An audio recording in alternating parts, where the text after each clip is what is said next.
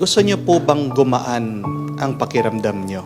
Pag mabigat ang iyong kalooban, may dalawa po tayong magagawa para gumaan ang ating nararamdaman. The first thing that you can do so that you can feel relief and peace in your heart is to do a deep sigh. Anong ibig sabihin nun? Magbuntong hininga ka.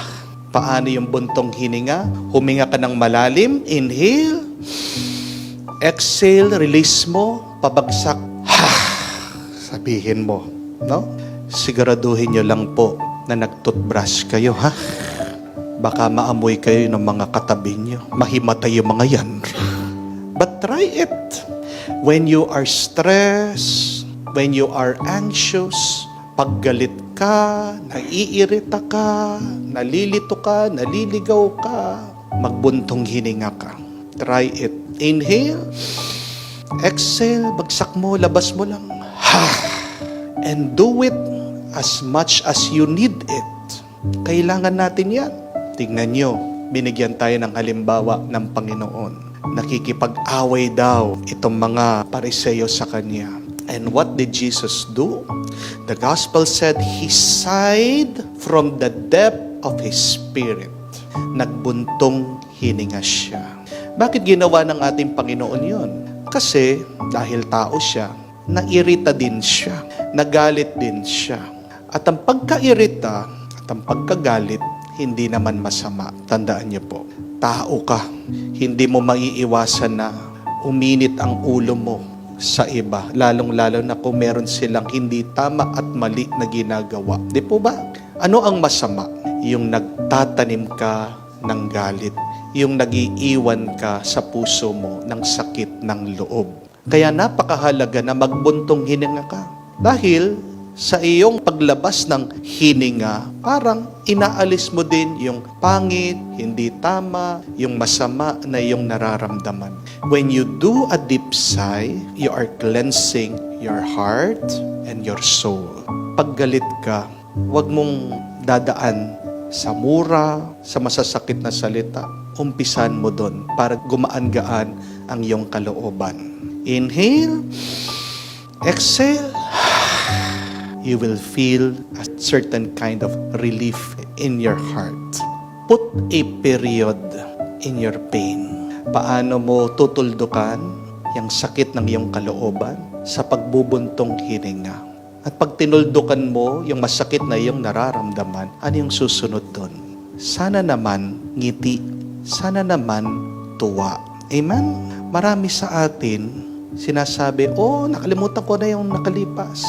Tinutuldukan pero inuumpisahan ulit ng isang hindi magandang alaala o karanasan. When you put a period on your pain, hopefully the next experience is joy. The next experience is peace. The next experience is something good and beneficial for you and for others. Amen? Doing a deep sigh, my dear friends, is also and can also be your prayer. Pag nagdarasal tayo, hindi naman kailangan perpekto ang ating sinasabi sa Diyos. Di po ba? You can approach the Lord as you are. If you're confused, then be confused before God. If you're anxious, then be anxious before God. If you're ashamed, guilty, then approach the Lord with your shame, with your guilt. Yang bigat ng iyong kalooban, dalhin mo sa Diyos. Kung sawa ka na, suko ka na sayid ka na, iwan mo sa Diyos. At kung wala kang ibang maisip o masabi sa Diyos, then your deep sigh can be your prayer. Leave it to the Lord. Inhale, exhale, release all of your problems, all of your stress, all of your worries, all of your anger, all of your heaviness to the Lord. And God appreciates that. Ano bang hinahanap ng Diyos sa atin? Yung maging totoo lang tayo sa Kanya. Because God wants a true relationship with us. At hindi magkakaroon ng isang totoong ugnayan kung ikaw ay nagtatago, nagsisinungaling at nagbabalat kayo. Amen?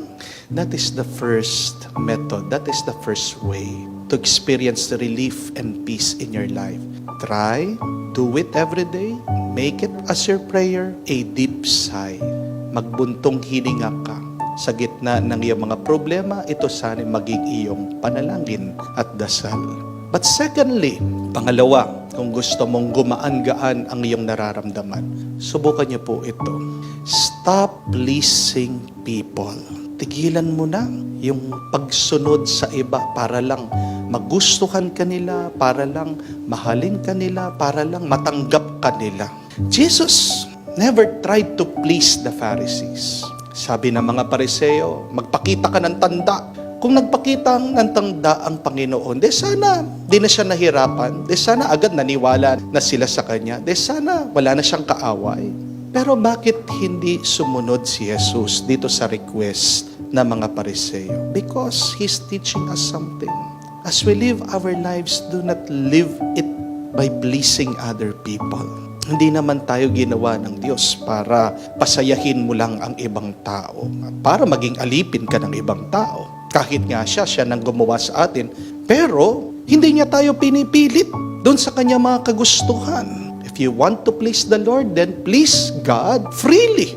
God does not force us into a relationship with Him. Bakit napakarami sa atin? Ang bigat-bigat ng buhay, napapagod. Kasi buong buhay nila, sinusubukan nila na magustuhan sila sana ng ibang tao.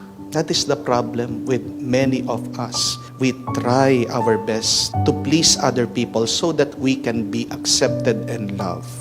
Pero tandaan niyo po ito, kung minamahal ka ng ibang tao dahil lang pinakikinabangan ka nila, kung gusto ka ng ibang tao dahil sinusundan mo yung gusto nila, ano pong ibig sabihin nito?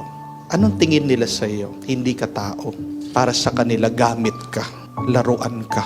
Can you accept that? Tanggap niyo po yun? Na kayo ay ginagamit lang ng iba. Na kayo po ay pinaglalaruan ng iba.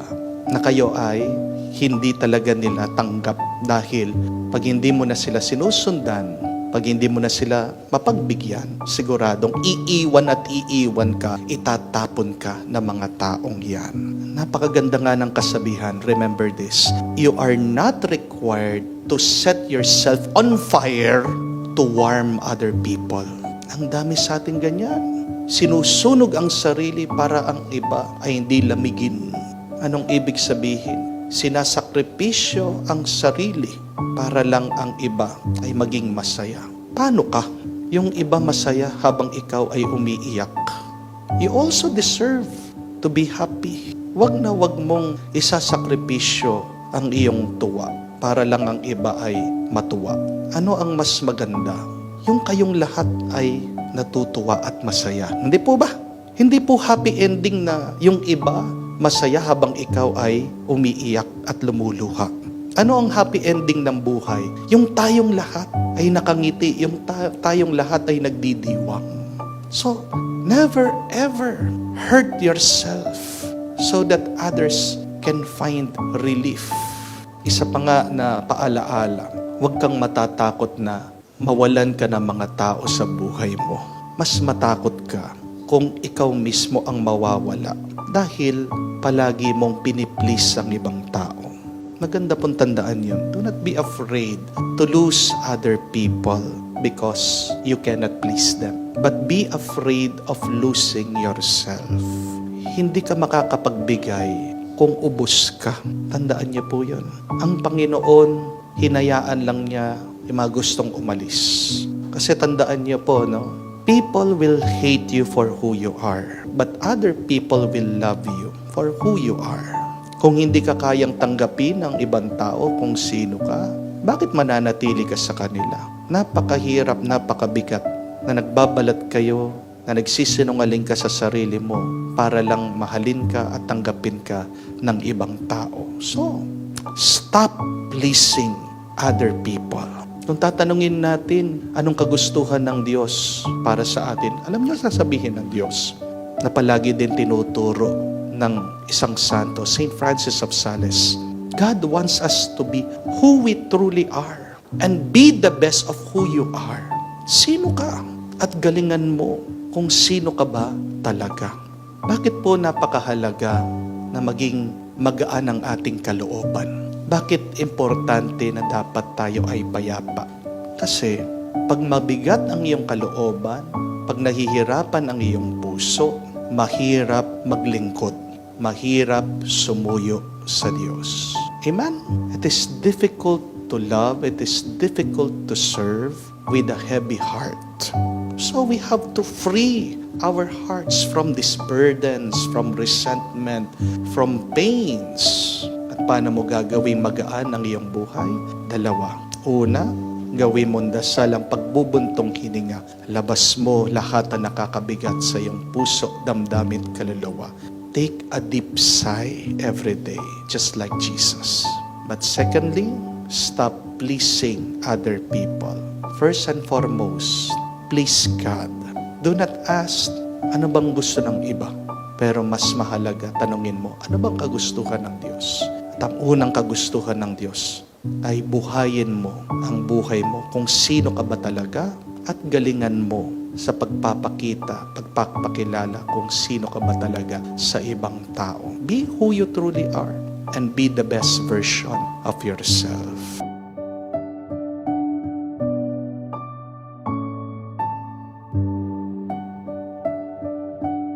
Sabi po nila, ang buhay ng tao ay parang isang baso. May laman. But it depends with you. How do you see your life? Do you see it as half empty or half full? Hindi naman pwede ang buhay ng tao puno. Wala pong perpektong buhay. Amen? Hindi naman ibibigay ng Diyos sa iyo lahat. Hindi naman ibig sabihin na mayaman ka na, maganda ka na, wala nang away sa pamilya nyo. Hindi. Siguradong merong kulang, sigurado merong problema. Pero ang tanong, paano mo nakikita ang iyong buhay? Kulang o meron? May laman. At tandaan niyo po ito, my dear friends, sabi po nila, for a happy heart, look at your blessings. But for a sad heart, look at what's missing. Gusto mong maging masaya ka? Tingnan mo ang pagpapala ng Diyos sa iyo.